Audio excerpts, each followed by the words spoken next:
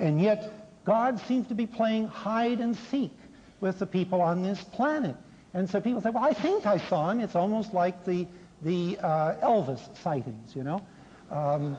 I think that this is a tremendous indictment against the Christian system because of this peculiarity of one place in time. You stated, and I want to be sure I understand your statement, you do not believe that a Jesus Christ, a man named Jesus Christ, lived on this earth. Is that correct, sir? Yes.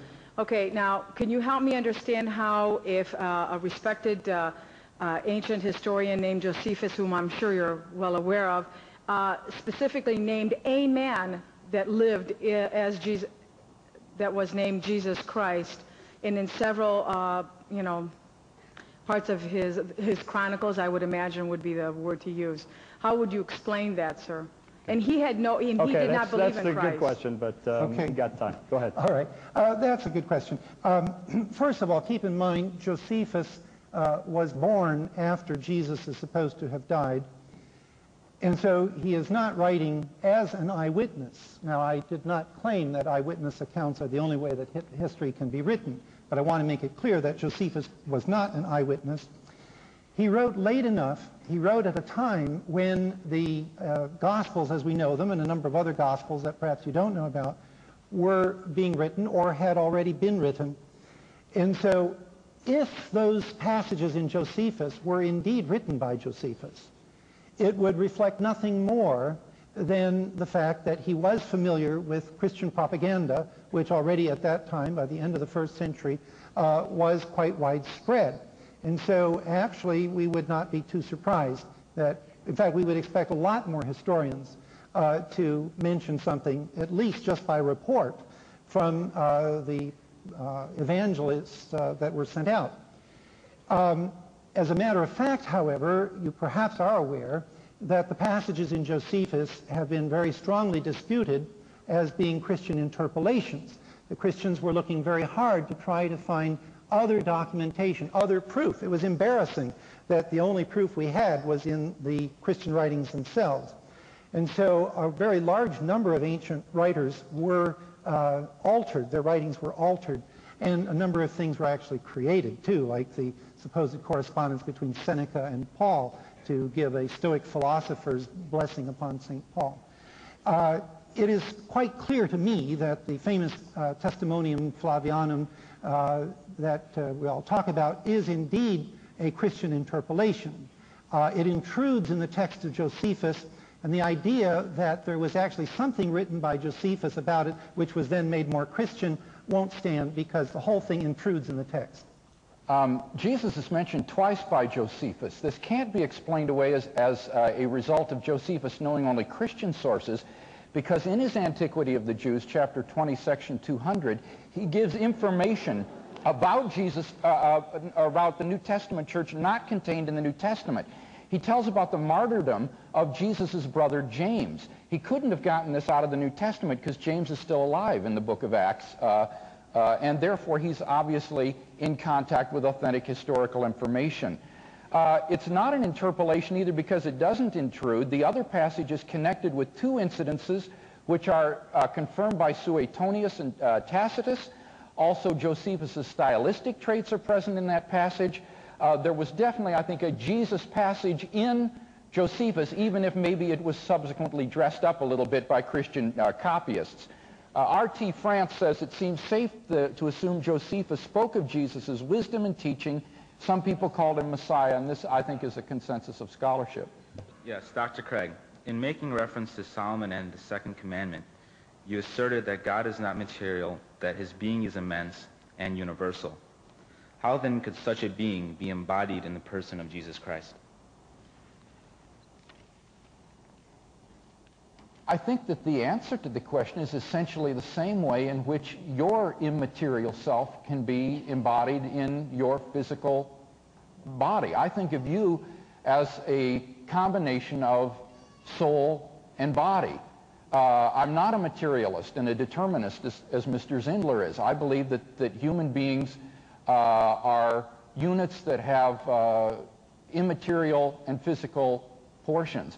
And in essence, what the Incarnation says is that the mind or the soul of Jesus of Nazareth was the second person of the Trinity.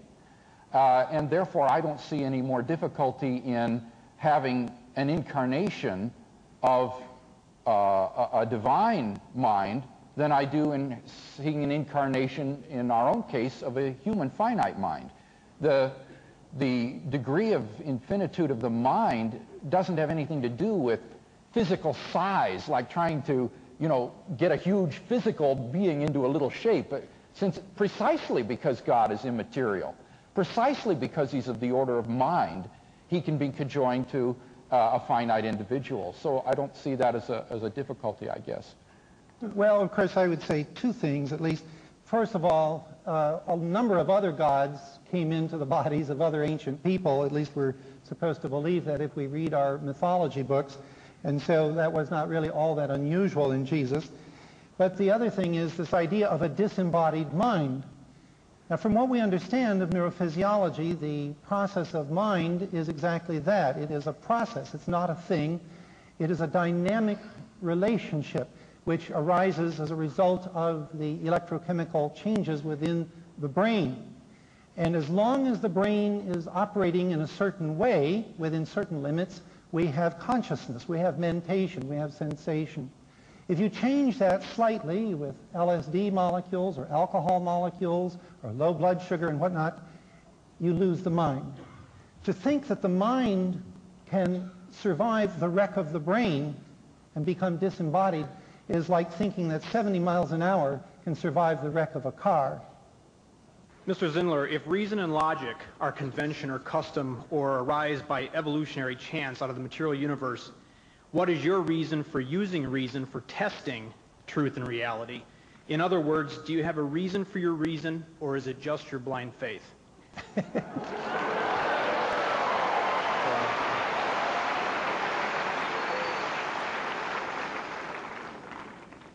The ability to reason obviously was something that conferred selective advantage on various primate species. Indeed, the ability to reason and interpret sense data from the environment accurately has been part of the vertebrate evolutionary scheme itself. We find it perhaps most highly developed in the human species, but it certainly exists in our primate cousins as well. We use it because it works. We survive because this nervous system, which functions according to what we call conventionally now the rules of logic, because it works. It's a very pragmatic sort of thing. A species that evolved a logic or a nervous system that supported a logic that was not valid would not survive. It would be weeded out and replaced by a species that had a logic that worked better. And indeed, one of the famous philosophers of science, Karl Popper, has himself developed a theory of epistemology, of the theory of knowledge, in which he accounts for these meta-theories themselves in terms of evolution, that there is sort of a natural selection going on among logical systems, among philosophical systems. But actually, my answer is a very simple, pragmatic one. We use it because it works and allows us to survive. I think that the question points to a deep incoherence in the atheist point of view. Namely, if our beliefs are formed simply as a result of the selective advantage, that means that our belief-forming mechanisms don't aim at truth, they aim at survival. So how do we know that everything that we believe is not really true, it's just something that helps you to survive? In other words, there's no reason to think that the evolutionary story itself is true rather than just something that has survival value. Worse than that, Mr. Zindler is a determinist, and therefore everything that he thinks is just like, say, having a toothache or a limb growing a leaf. There is no truth to it. It's just all determined. So how do you know that the views that you hold to aren't simply the result of physical stimuli rather than rationality? I think that atheism is ultimately destructive of rationality itself. Okay. We're running over time. The vote is in, and so I'm going to curtail the rest of the questions and ask you if you would please